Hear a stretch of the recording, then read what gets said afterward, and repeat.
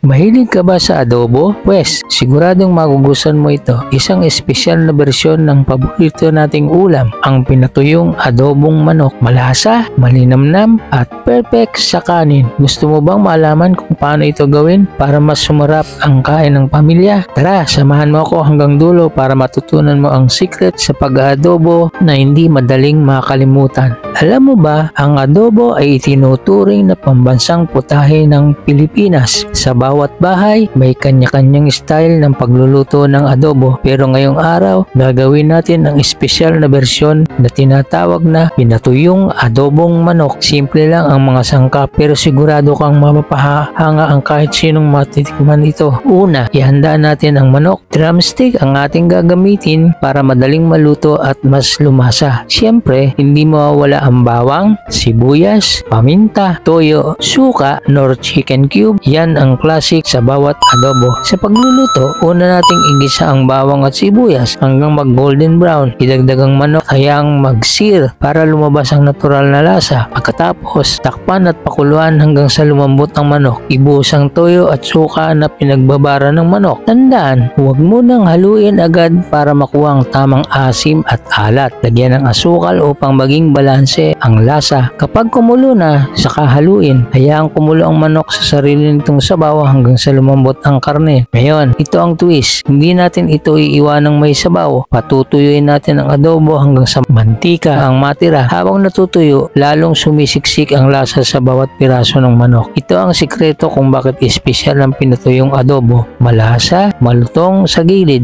pero nananatiling juicy sa loob. At ayan na, kaibigan, handa na ang ating pinatuyong adobong manok. Simpleng putahe, pero puno ng kwento at tradisyon. Kaya't kung gusto mong mapasarap ang hapagkainan ng pamilya, subukan mo na ito. Huwag kalimutan mag-like at mag-subscribe sa Ka-Hourly TV. Marami pa tayong lulutuin na siguradong magugustuhan mo. Hanggang sa susunod na recipe, maraming salamat sa panonood.